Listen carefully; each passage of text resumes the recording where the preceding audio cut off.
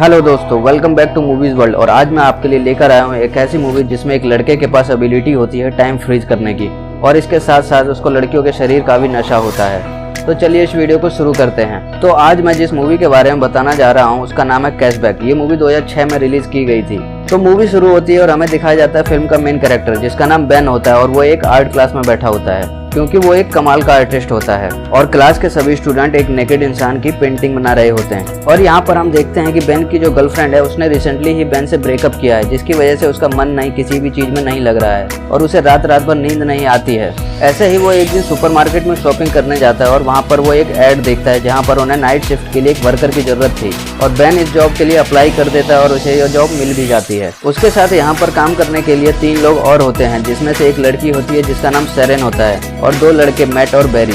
Mat और berry अक्सर shopping कर रही लड़कियों के कार्ट में एडल्ट टॉयज रख देते हैं, और जब वो चेकआउट करने के लिए आते हैं तो ऐसा रिएक्ट देते हैं जैसे उन्होंने कुछ रखा ही नहीं। कुछ लड़कियां तो उसे हटवा देती है, लेकिन कुछ लड़कियां जिन्हें वो पसंद आ जाता है वो उसे ले जाती है, जिससे उन लोगों को उनके इंटरेस्ट के बारे में पता चलता है। अब बेन जब सेरेन को देखता है तो उसे उससे पहली नज़र में ही प्यार हो जाता है। अब हम देखते हैं कि बेन इस जॉब में काफ़ी ज़्यादा बोर हो रहा होता है क्योंकि उसको यहाँ पर करने के लिए कुछ खास नहीं था। और एक दिन वो ऐसे ही इमेजिन कर रहा होता है कि मान लो कि सारा टाइम फ्रीज हो जाए तो मैं क्या क्या कर सकता हूँ। और इतने में ही वहाँ के सभी लोग फ्रीज हो जाते हैं, और ये देखकर बेन थोड़ा शॉक हो जाता है और उसे कुछ समझ नहीं आ रहा होता, और वो उनके आसपास से गुजरता है। और उसके बाद हम देखते हैं कि बेन फीमेल बॉडी की तरफ अट्रैक्ट हो रहा है, और वो एक लड़की के कपड़े हटा देता है और वो उसकी नेकेड बॉडी को ही ड्रॉ करने लगता है। दूसरी तरफ वो देखता है कि उसके बॉस भी फ्रीज हो गए हैं, और वो उन्हें उठाकर एक ऐसी जगह रख देता है जहाँ पर एक दूध की बोतल गिरने वाली थी। मतलब जब टाइम अनफ्रीज हो तो वो सीधा बॉस के ऊपर ही गिरे, और फिर वो टाइम को अनफ्रीज कर देता है। उसके बाद हमें दिखाया जाता है कि बेन को फीमेल बॉडी में इतना अट्रैक्शन क्यों है।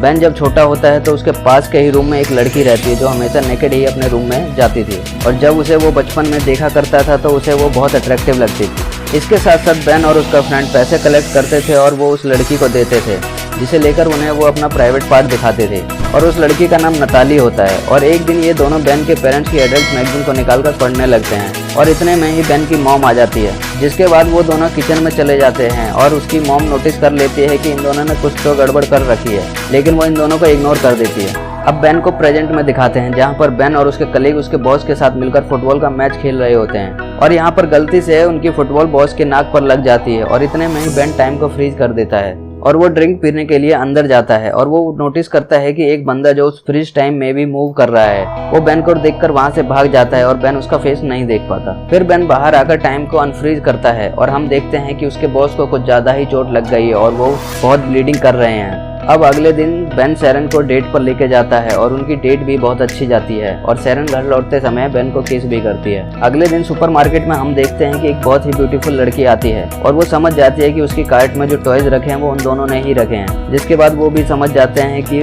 उन दोनों के लिए ही उस लड़की ने वो टॉयज खरीदे हैं। यहाँ पर बॉस इन्हें इन्फॉर्म करते हैं कि उन्होंने एक पार्टी रखी है जिसमें उन सभी को इन्वाइट करते हैं, और वो बताते हैं कि आप लोगों के अलावा भी कुछ गेस्ट बाहर से आने वाले हैं। अब सेरेन बेन से पूछती है कि क्या तुम चलोगे, ये भी हमारी एक डेट हो सकती है, और बेन उसे हाँ बोल देता है। दूसरी तरफ हम देखते हैं कि बेन के कलीग जो बेन के साथ प्रैंक करते हैं वो कॉल करके बेन से बोलते हैं कि हम एक आर्ट गैलरी से बोल रहे हैं और हम तुमसे मिलना चाहते हैं क्योंकि हमें तुम्हारी आर्ट बहुत पसंद आई है। और ये सुनकर बेन बहुत खुश हो जाता है और ये बात सेरेन को भी बताता है। उसके बाद वो सभी लोग पार्टी में पहुंच जाते हैं, जिसके बाद हम देखते हैं कि बॉस ने एक प्रोस्टिट्यूट को भी बुलाया है। दोस्तों, ये प्रोस्टिट्यूट कोई और नहीं नताली होती है, जिसको बेन और उसके दोस्त पैसे दिया करते थे उसके प्राइवेट पार्ट देखने के लिए। दोस्तों, वहाँ पर बेन की एक्स गर्लफ्रेंड भी होती है जो अभी बॉस के भाई के साथ इस समय रिलेशनशिप में थी, और जब वो बेन को देखती है तो उसके पास्ट के लिए उसे सॉरी बोलती है और उसे किस भी कर लेती है। लेकिन बेन को कुछ समझ नहीं आता कि ये सब हो क्या रहा है, और इधर सेरेन ये सब कुछ देख लेती है और बिना कुछ बताए वहाँ से चली जाती है,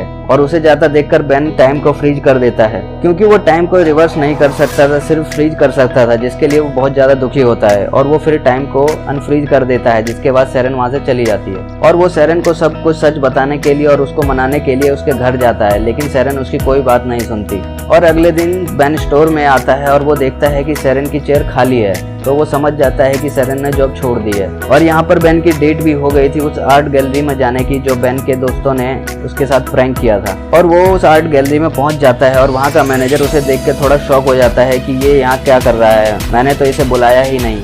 फिर वो सोचता है कि चलो ये यहाँ पर आ ही गया है तो इसकी ड्राइंग भी देख लेते हैं, और जब वो उसकी ड्राइंग देखता है तो उसे बेन की ड्राइंग बहुत ज़्यादा पसंद आती है और वो डिसाइड करता है कि इसके लिए वो एक एग्जीबिशन रखेगा। और उसका एक इनविटेशन कार्ड बेन शेरन को भेजता है, जिसके बाद शेरन वहाँ आती है और शेरन वहाँ का नज़ारा देखकर बिल्कुल शॉक हो जाते हैं, क्योंकि वहाँ पर जितनी भी ड्राइंग थी, जितनी भी पेंटिंग थी, वो सब उसकी ही थी। ये देखकर उसको बेन के प्यार का रियलाइज़ हो जाता है। इसके बाद वो बेन के पास जाती है और उसे कांग्रेस करती है और उसे किस भी कर लेती है। और फिर बेन टाइम को फ्रीज कर देता है ताकि वो इस मोमेंट को और भी अच्छे से एंजॉय कर सके। और इस बार वो शेरन को फ्रीज नहीं करता और वो दोनों वहाँ से बाहर चले जाते हैं। और बाहर हम देखते हैं कि जो बर्फ गिर रही होती है वो भी फ्रीज हो गई होती है। और इसी खूबसूरत नज़ारे के साथ ही इस मूवी का दी एंड हो जाता है। तो दोस्तों, ऐसी और भी अमेजिंग मूवी देखने के लिए आप हमारे चैनल को सब्सक्राइब करना ना भूलें, और ये वीडियो आपको पसंद आई हो तो प्लीज़ इसे लाइक भी